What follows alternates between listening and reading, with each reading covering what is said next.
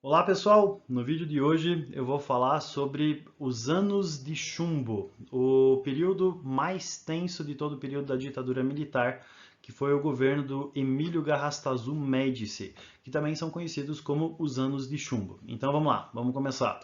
Lembrando que a ditadura militar tem duas fases diferentes, né? Você tem a fase do endurecimento, que é a fase quando os presidentes, cada um vai ser mais repressor do que o presidente anterior. A gente já viu o Castelo Branco, Arthur Costa e Silva, e agora a gente vai ver o ápice com o governo Médici. Né? E os próximos dois vídeos vão ser sobre a redemocratização, quando o Brasil aos poucos vai se abrir para a democracia novamente. E o que aconteceu foi que, no final do governo Costa e Silva, né, por causa daquela passeata dos 100 mil, a morte daquele estudante Edson Luiz, o discurso do Márcio Moreira Alves, né, os militares vão pedir a cassação do mandato do Márcio Moreira Alves, os deputados vão se negar a fazer isso, e a resposta dos militares a isso tudo foi o ato institucional número 5, considerado o mais repressor de todos os documentos, né, o mais repressor de todas as ações da ditadura militar. Porque o ato institucional número 5 autorizava o governo a cassar mandatos, censurar a imprensa, fechar o Congresso, então deputados e senadores não se reuniam mais, tirou o habeas corpus em questão de assuntos políticos, então se você fosse visto como uma ameaça política, você podia ser preso sem provas por tempo indeterminado, e isso acabou institucionalizando a repressão aqui no Brasil. O problema é que o Arthur Costa e Silva, né, o presidente brasileiro, ele vai ter uma isquemia cerebral, uma veia vai arrebentar no cérebro dele e ele vai acabar sendo substituído por esse gaúcho de Bagé aqui, chamado de Emílio Garrastazu Médici. E o governo Médici é considerado o mais repressor de todos os governos, tanto que o período que ele governa é conhecido como os Anos de Chumbo. E esse governo ele é paradoxal, porque por um lado você tem um período de grande repressão, especialmente por causa do aumento das ações dos movimentos guerrilheiros que existiam aqui no Brasil. Por outro lado, durante o governo do Médici, você tem um crescimento econômico muito grande, né? É o chamado milagre brasileiro, e você tem a adoção de uma política ufanista, de um nacionalismo muito grande. Então, as duas visões diferentes a respeito da ditadura militar, elas estão muito presentes durante o governo Médici. Né? Você tem uma visão muito mais belicista, né? Muito mais repressora, a questão de guerrilheiros, de terroristas, de torturas e de morte, e do outro lado você tem essa visão de crescimento econômico de ufanismo. E eu vou explicar isso daqui um pouquinho melhor para vocês. Então, uma questão, né? Durante o governo militar, não é só durante o governo Médici, né? Isso já começa no governo Castelo Branco, cresce durante o Costa e Silva, mas isso tem o ápice durante o governo Médici. A gente tem a atuação de movimentos guerrilheiros. Esses movimentos guerrilheiros, eles eram movimentos de inspiração comunista. Tá? Então, o que, que acontecia? Você tinha alguns grupos de revolucionários brasileiros, alguns eram jovens estudantes, alguns eram até ex-militares, né, como o Carlos Lamarca, que aparece aqui do lado, que era um desertor militar. E esse grupo acreditava que não tinha como você lutar contra a ditadura militar por meios democráticos ou pacíficos. Ou seja, que a única forma que tinha de você lutar contra a ditadura militar era você pegar em armas, de você entrar nessa subversão, né, de você entrar nessa clandestinidade, de você lutar através de luta armada, de guerrilha armada contra o governo brasileiro, contra a ditadura militar. E a maior parte desses grupos, né, praticamente todos esses grupos, eles eram grupos de orientação comunista. Ou seja, a ideia deles não era restaurar a democracia no Brasil. A ideia deles era derrubar o governo militar para fazer com que o Brasil se tornasse comunista. Né? Então eles eram treinados em Cuba, eles eram financiados por China, os russos mandavam armas. Então você tem aqui, né, um grande apoio dos países comunistas a esses movimentos guerrilheiros. Né? Então a ideia deles era lutar através da luta armada contra o governo brasileiro. E eles têm alguns nomes, boa parte desses nomes, né, vai se inspirar em alguma coisa comunista, né? Por exemplo, o MR8 é Movimento Revolucionário 8 de Outubro, que faz alusão, desculpa, que faz alusão aí, né, à Revolução Bolchevique que aconteceu lá Lá na Rússia você tem o movimento de Var Palmares, você tem o movimento Colina, Aliança Libertadora Nacional, então você tem aqui um bom grupo de vários grupos diferentes e grupos guerrilheiros que queriam lutar contra a ditadura militar aqui no Brasil, né? E a estratégia deles era uma estratégia que se baseava em dois momentos, né? Inspirados no que aconteceram na China, no que aconteceu em Cuba, a estratégia deles era a seguinte: primeiro, o primeiro foco deles era a guerrilha urbana. Então, nessa guerrilha urbana, eles assaltavam bancos, eles sequestravam pessoas, né? Sequestravam políticos, sequestravam empresários, porque a ideia deles era levantar grana, era levantar fundos, né? A ideia deles era conseguir dinheiro, né? Então, quando eles assaltavam um banco, eles chegavam lá no banco e falavam: isso não é um assalto, isso é uma expropriação dos bancos capitalistas para financiar a revolução, né? Viva a revolução! Então, eles faziam essa questão, né, de você assaltar, sequestrar, cometer esses crimes para levantar dinheiro. E depois disso, a ideia era migrar para a guerrilha rural, né? Baseado no que aconteceu na China, ou do que aconteceu, né, com o movimento do Fidel Castro lá em Cuba, a ideia deles era ir para o campo, criar uma base de treinamento. Os camponeses aos poucos iriam se transformando em soldados, eles iriam conseguir comprar armas, iriam treinar esses caras e iriam fazer uma guerrilha para acontecer aqui no Brasil o que aconteceu em Cuba, né? Onde é que eles iriam conquistando vitórias e iam derrubar o governo. Então, esses são os movimentos guerrilheiros, né, que aconteceram aqui no Brasil durante esse período, movimentos de inspiração comunista. Os jornais daquele tempo e os militares chamavam eles de terroristas, ou seja, eles eram bandidos, né, que você tem, né, os quadros, esses cartazes de procura-se, né, falando sobre os crimes que eles cometeram, os policiais que eles mataram, os políticos que eles sequestraram, então eles eram tratados como terroristas e como bandidos. Agora, para eles conseguirem, para os militares conseguirem acabar com esses movimentos, aconteceu um grande movimento de repressão. Essa repressão, ela envolvia elementos diferentes. Então você tem, por exemplo, o Serviço Nacional de Informação, conhecido como SNI.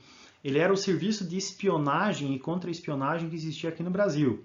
Então as pessoas elas eram bisbilhotadas, elas tinham fichas, né? Você era não perseguido, né, mas você era bisbilhotado pelo esse Serviço Nacional de Informação para saber se você tinha algum envolvimento com a subversão. E além disso, aqui no Brasil, você tinha dois órgãos, né, o DOPS e o DOI-CODE, que eram grupos que combatiam a subversão, ou seja, combatiam esses guerrilheiros. E quando eles conseguiam capturar alguém que fosse guerrilheiro, né, eles precisavam fazer com que essa pessoa denunciasse os seus companheiros. Porque os movimentos guerrilheiros eles eram organizados em pequenas células, as pessoas usavam codinomes, né, para que o seu nome verdadeiro não fosse descoberto. As pessoas não conheciam muito a hierarquia nem a localização dos outros para você não dedar onde é que estavam os outros líderes, para você não dedar as outras pessoas. Então, quando um guerrilheiro era preso, ele precisava contar tudo aquilo que ele sabia. E por causa disso, nos porões da ditadura, aconteciam diversas formas diferentes de tortura, para que esses presos pudessem contar informações. Então as pessoas passavam pelo pau de arara, como é o que aparece lá em cima, né? As pessoas levavam choque elétrico, diversos outros tipos de torturas físicas, psicológicas, sexuais, uso de animais, um monte de coisas aconteciam para que as pessoas denunciassem, para que as pessoas contassem aquilo que elas soubessem, para que elas delatassem os seus amigos, delatassem os seus colegas. O problema é que muitas dessas torturas acabavam passando do ponto e acabavam se transformando em execuções. Então, muitas pessoas foram torturadas e mortas nos porões da ditadura durante esse período. Só que ninguém podia ficar sabendo disso, né? Porque isso acontecia nos porões, aconteciam em lugares afastados, acontecia de maneira encobertada, e mesmo que alguém soubesse disso, os jornais eram censurados e eles não podiam ficar falando sobre esse tipo de coisa. Mas durante o período da ditadura militar, essas torturas e execuções elas aconteceram. A resposta do governo a isso, né, ela ia numa linha completamente diferente, positiva, para construir uma imagem positiva do que estava acontecendo aqui no Brasil. E principalmente o Brasil, durante esse período, experimentou um crescimento econômico muito grande, chamado de milagre brasileiro. Então, o milagre brasileiro foi um desenvolvimento econômico muito grande, puxado pelo governo estatal. Então, o governo militar ele vai investir em empresas estatais, ele vai investir em grandes obras para puxar esse crescimento econômico do Brasil. Então, o Brasil vai crescer, em alguns anos, ele chega a crescer 13% do nosso PIB, um crescimento que é maior do que a China cresceu nos últimos anos. Então, assim, o Brasil ele vai crescer muito, principalmente puxado pelas empresas estatais. E o governo brasileiro ele vai investir em algumas obras faraônicas, né? Obras gigantescas. Uma das obras mais monumentais foi a construção da usina de Itaipu, né? Aquela que aparece lá em cima, até hoje, a maior usina hidrelétrica do mundo, que só foi possível construir Itaipu porque a gente estava num governo militar, porque se fosse hoje, não teria conseguido inundar Sete Quedas do Iguaçu, que era uma atração turística daquele tempo. Os ambientalistas não iam deixar isso acontecer, né, para fazer todo esse lago de Itaipu para você construir essa usina gigantesca. Uma outra obra que não deu muito certo foi a tentativa de construir uma estrada transamazônica, né, que juntasse o Atlântico até o Pacífico, passando pelo meio da Amazônia. Foi uma baita de uma obra que eles tentaram fazer, que foi um grande fracasso. Tá? Mas você tem essa tentativa de fazer essa obra gigantesca aqui no Brasil, que é uma das características do milagre brasileiro. E o milagre brasileiro econômico, ele fez com que o Brasil crescesse muito, mas não foram todos que desfrutaram desse crescimento. Quem aproveitou melhor esse crescimento foi a classe média urbana. O Delfim Neto, que era um dos conselheiros econômicos do Brasil durante esse período, ele disse a seguinte frase: o bolo precisa crescer primeiro para ser dividido depois. Ou seja, você primeiro precisa produzir riqueza e essa riqueza depois precisa ser distribuída para as pessoas mais pobres. Então, o milagre econômico brasileiro, ele fez com que a classe média urbana enriquecesse, crescesse, tivesse um desenvolvimento econômico muito grande. Mas, ao mesmo tempo, o milagre econômico brasileiro ele promoveu uma desigualdade social, acentuando as diferenças entre o campo e a cidade, né? Então o campo ficou relegado a segundo plano, então você vai ter um monte de pobres, vai ter aquilo que vai ser a base para o surgimento do MST depois, e você vai ter um distanciamento social entre os pobres e a classe média e os ricos durante o período da ditadura militar. Então, se você faz parte da classe média urbana conservadora e você olha para trás, a ditadura militar foi ótima. Agora, se você faz parte do campo, se faz parte dessa população mais pobre, né, ou se você faz parte de alguém que tem uma tendência mais à esquerda, você olha para trás e você acha que a ditadura militar ela foi terrível, o pior de todos os tempos. E durante esse governo, os militares eles vão investir bastante numa política ufanista. O que é ufanismo? O ufanismo é um nacionalismo romântico. O ufanismo é uma exaltação exagerada, uma exaltação romântica da pátria. Então, o governo brasileiro ele vai investir em slogans, em campanhas ufanistas, exaltando o nacionalismo brasileiro. Então, você tinha slogan como esse, né? Brasil, ame-o ou deixe-o. Não está satisfeito aqui? Vai para Cuba. Né? Não está satisfeito aqui? Vai para Venezuela, sai daqui. Né? Vai para a Coreia do Norte ser feliz lá. Né? Mas se você está aqui, seja patriota. Então, eles vão investir bastante nessa política ufanista. E a própria seleção brasileira de futebol ela vai acabar se transformando numa arma ufanista, né? Porque o governo Médici ele vai aproveitar o fato do Brasil ter se tornado a primeira seleção de futebol tricampeã, de ter trazido a taça Jules Rimet para cá. Tá certo que ela foi roubada e derretida depois, mas ninguém liga para isso, né? Mas o fato é que nós tínhamos o Pelé, a gente tinha a melhor seleção de todos os tempos. Como que a gente vai ser um país ruim se a gente é tricampeão do mundo, se a gente tem o Pelé, se a gente tem o rei do futebol, se a gente tem o Esquete Canarinho, o melhor de todos os tempos? Então o futebol foi utilizado como uma arma ufanista. Então esse governo Médici, ele mostra essas duas visões diferentes a respeito da ditadura militar de uma maneira muito forte. Porque de um lado você tem o movimento guerrilheiro, né, acontecendo, as pessoas lutando contra a ditadura militar, sendo torturadas, perseguidas e mortas, e do outro lado você tem um milagre econômico brasileiro e todo esse ideal ufanista acontecendo aqui no Brasil.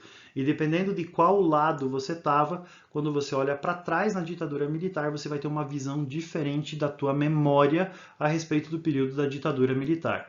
E com isso, a gente termina essa fase, que é a fase do endurecimento. E nos próximos vídeos a gente vai ver a fase da redemocratização do Brasil. Beleza, pessoal? É isso daí. Abraço!